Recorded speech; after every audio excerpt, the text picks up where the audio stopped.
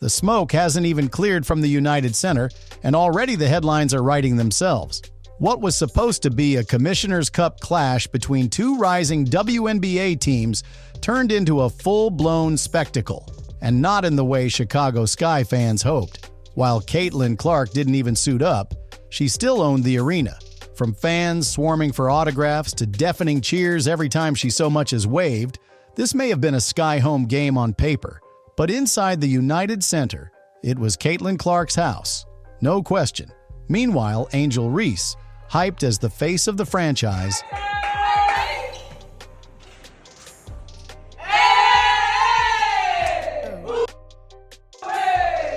vanished in the blowout. 4 points, 3 turnovers, and by the end, slipping out the back door, dodging interviews like she dodged the scoreboard. This isn't just about a game. It's about an unraveling rivalry, locker room heat, and a fan base that's loudly choosing sides.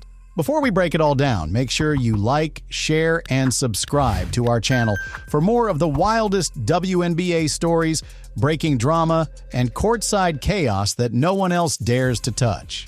When the crowd speaks louder than the scoreboard. If you listen close enough, the chants echoing through the United Center weren't for the home team.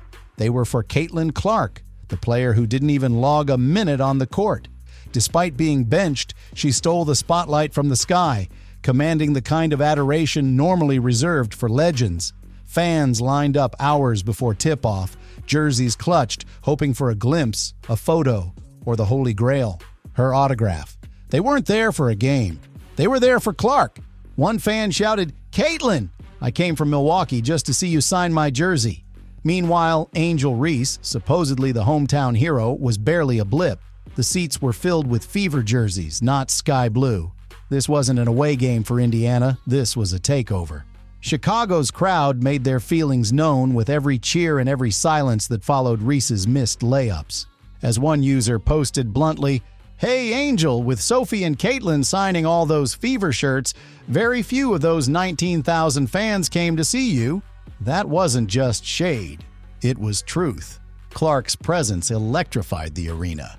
Reese, she disappeared like a signal in a tunnel.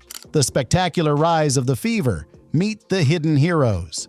While Chicago floundered, Indiana came alive thanks to a quartet of standouts.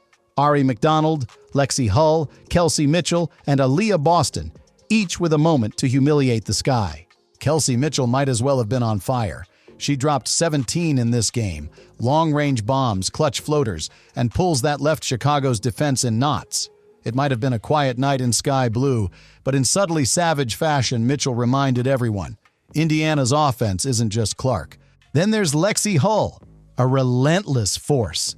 She came off the bench with 14 points, 6 boards, and 4 assists, absolutely dominating critical stretches. She wasn't just scoring, she was orchestrating chaos. One user even chimed in that Lexie was putting in work. I mean, we needed someone like her out there, giving the Sky zero mercy. Fresh-face Aari McDonald, playing on a hardship contract, was the ultimate disruptor. 7 points, 5 assists, 3 steals, and enough intensity to draw a full-court charge. Clark and Boston's benches erupted the moment she got whistled. A charge so clean it rippled across the league. The vibe? Indiana wasn't just surviving, they were thriving in Clark's absence. Aliyah Boston, too, made it count. Perfect from the floor, 10 points and 4 assists. No one expected such efficiency, but there she was. Efficient, calm, devastating. Meanwhile, Sky struggled to contain her presence in the paint. Together, these 4 created an avalanche. The Sky couldn't find answers. Turnovers piled up, and their offense flatlined. Indiana's depth flashed like a warning. You can bench your star, but you can't bench chemistry. And right now, Indiana's is firing on all cylinders. Angel's silent exit sparks even louder questions.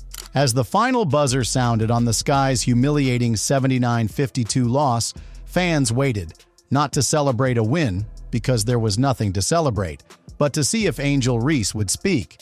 Cameras were rolling, reporters poised, but Reese never showed. Sources say she skipped post-game interviews and slid out through the back, evading questions like she evaded baskets all night. 4 points, 3 turnovers, and not a single quote to answer for it. It didn't take long for social media to erupt. One fan fumed, "I gave up on Angel Reese tonight. She literally can't make a layup. I tried to support her through the hate, but she's as bad as ever." That rage wasn't isolated. For a player marketed as the next big thing, disappearing into the tunnel without facing the music looked like a retreat, or worse, surrender. And if that wasn't enough, rumors swirled that even inside the Sky organization, patience is wearing thin. Reese's refusal to address the media has only poured gas on the fire. The media can't defend what they can't explain, and Angel gave them nothing. The game that wasn't. Sky's collapse.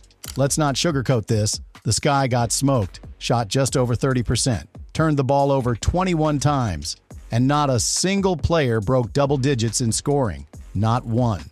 The team looked flat, frustrated, and fundamentally broken. And it wasn't just one bad night. This loss felt like an exclamation point at the end of a very ugly sentence. Fans watching from home were already fed up. "The Sky didn't have a single player with double-digit points," one said.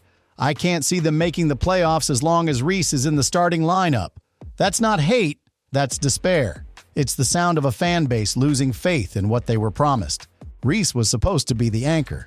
Instead, she's the Bermuda Triangle. When the ball goes to her, it disappears. And so does the offense. As one blunt comment noted, typically when Angel gets the ball, it's like a Bermuda Triangle. Her teammates disappear. Harsh? Yes. True? Painfully so. Caitlin's sideline swagger steals the show.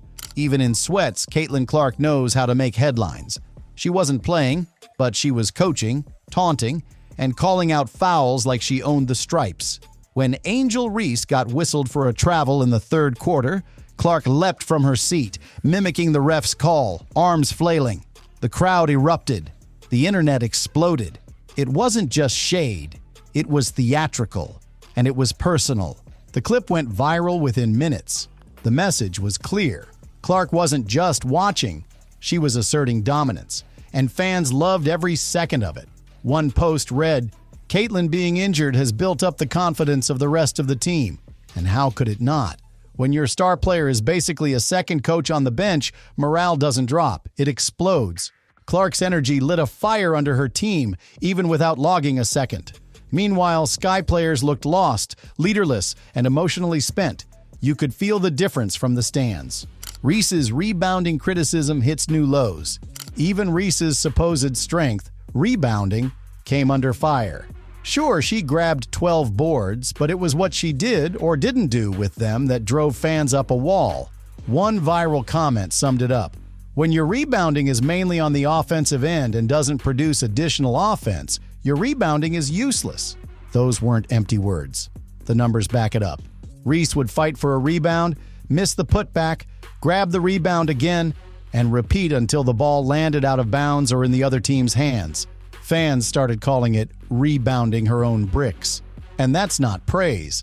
That's mockery. The worst part? Even the Sky's in-house announcers hyped up her rare-made layup like it was the second coming of Lisa Leslie. As one fan quipped, "Don't you love when Angel Reese makes a layup? They announce it like she invented sliced bread." Fever Unity exposes Sky Division. While the Sky spiraled, the Fever soared. Without their star and head coach, Indiana played like a team possessed. Mitchell torched every Sky defender who dared to guard her.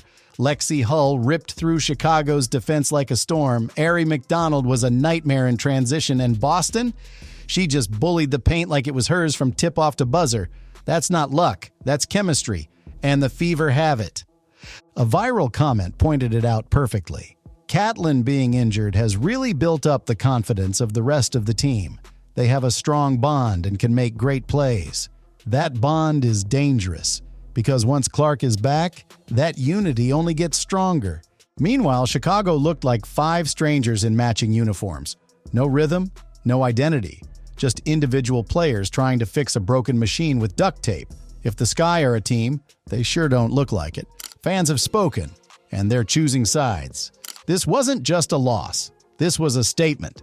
The WNBA wants a rivalry. They want Reese versus Clark to be Magic versus Bird. But the fans? They're already picking sides. And it's not even close. Clark's support isn't just loud. It's loyal, massive, and growing by the second. Meanwhile, Reese's defenders are vanishing. "I'm done," one fan posted. "I tried to support her through the hate, but she's as bad as ever." That wasn't an isolated sentiment. It was repeated over and over.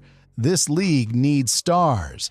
But if Reese keeps underperforming and dodging accountability, the WNBA might have to admit something they don't want to. You can't manufacture greatness, and you can't polish a mediocre turd. The hype is cracking, and so is Reese.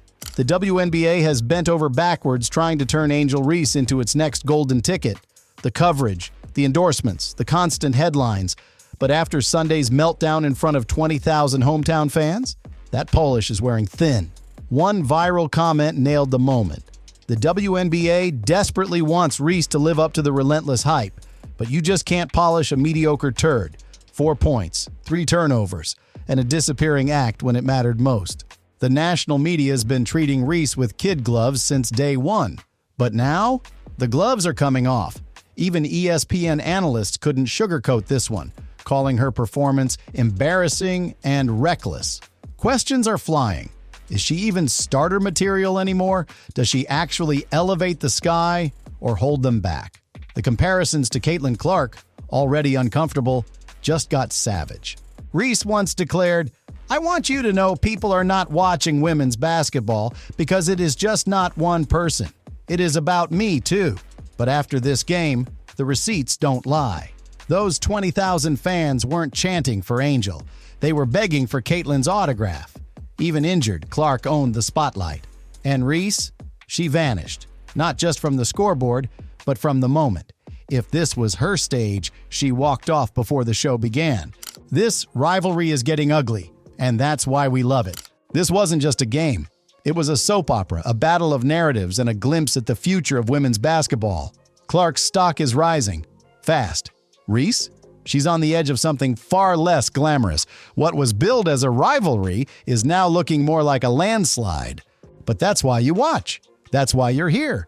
Because in the WNBA, the drama is real, the stakes are personal, and the fans are louder than ever. If you want more raw, unfiltered takes on every twist and turn of the WNBA's wildest season yet, don't forget to like, share, and subscribe. We're just getting started.